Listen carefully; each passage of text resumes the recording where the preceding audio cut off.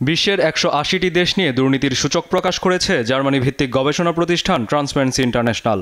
November ২০২১ থেকে September ২০২৪ পর্যন্ত নেওয়া তথ্যের ভিত্তিতে ঢাকাস্থ টিআইবির কার্যালয়ে আন্তর্জাতিকভাবে একযোগে প্রকাশিত হয় প্রতিবেদনটি। দেখা যায় ১০০ স্কোরে ৯০ নিয়ে সবচেয়ে কম দুর্নীতিগ্রস্ত দেশ হিসেবে শীর্ষে অবস্থান করছে ডেনমার্ক। সেই সঙ্গে ৮ স্কোর নিয়ে সর্বনিম্ন অবস্থানে আছে দক্ষিণ সুদান, যেখানে ২৩ স্কোর নিয়ে সবচেয়ে বেশি দুর্নীতিগ্রস্ত দেশগুলোর মধ্যে ১৪তম অবস্থান বাংলাদেশের। প্রতিবেদন বলছে, আফ্রিকার দুর্নীতিপ্রবণ অঞ্চল বা মানব উন্নয়ন সূচকে পিছিয়ে থাকা দেশগুলোর তুলনায় দুর্নীতি সূচকে বাংলাদেশ পিছিয়ে রয়েছে। বলা হচ্ছে, দেশে সরকারি ক্রয় বা প্রকল্প, অর্থাৎ যেখানে জনগণের অর্থ বেশি ব্যবহৃত হচ্ছে, সেখানে দুর্নীতির মাত্রা বেশি। এ সময় বৈশ্বিক প্রেক্ষিতে দেশের গড় স্কোর ২৩ নিয়ে টিআইবির নির্বাহী পরিচালক ইফতেখারুজ্জামান বলেন, বাংলাদেশ গভীর উদ্বেগজনক অবস্থায় আছে।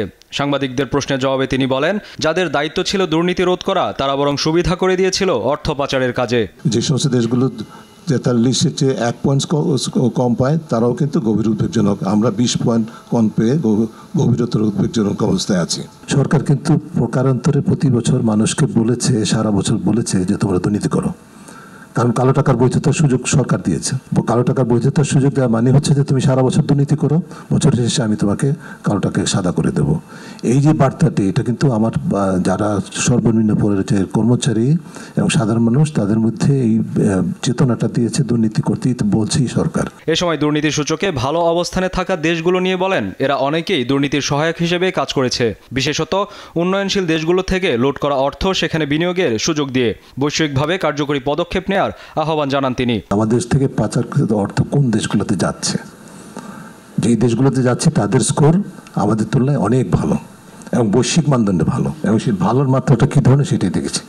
যেমন সিঙ্গাপুরে আমাদের দেশের থেকে পাচার হচ্ছে, সিঙ্গাপুর হচ্ছে যে ওয়ার্ল্ডের তৃতীয় মানে সর্বোচ্চ অবস্থানে, এবং তাদের স্কোর ৮৪, আমাদের স্কোর ২৩, এবং বৈশ্বিক মানদণ্ডে ভালো, এবং সেই ভালোর মাত্রাটা কী ধরনের সেটাই দেখেছি।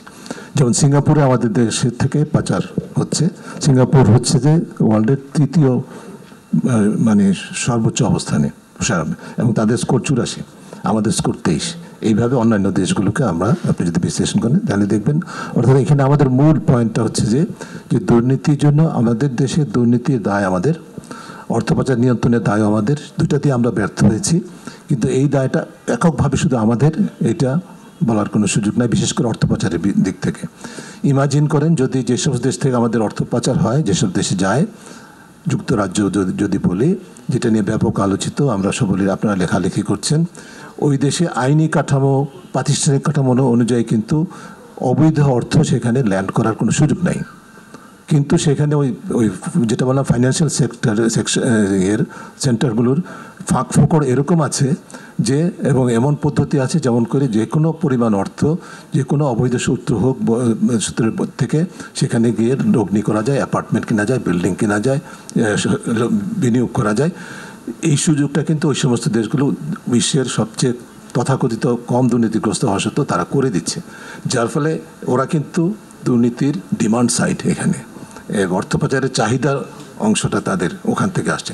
যার ফলে আমাদের যদি এমন হতো যে এসালম কি প্রাক্তন ভূমিমন্ত্রী ৩০০ অ্যাপার্টমেন্ট কেমন করে হলো, এই প্রশ্ন যদি আমরা তোলার আগে যদি যুক্তরাজ্য সরকার তুলতো, সেই প্রথম থেকে যদি তার ওই প্রতিবন্ধকতা থাকতো, ৩০০ অ্যাপার্টমেন্টের মালিক হতে পারতেন না। এই অর্থ এই দেশ থেকে পাচার করাটা কিন্তু নিয়ন্ত্রণ করা যেত। দুর্নীতি রোধে দুদক সহ এ ধরনের প্রতিষ্ঠানগুলোকে কার্যকর করার পরামর্শ টিআইবি প্রধানের। জাতীয় মানসিকতায় পরিবর্তন আনারও আহ্বান জানান তিনি। কায়েস রাহাত, দেশ টিভি, ঢাকা।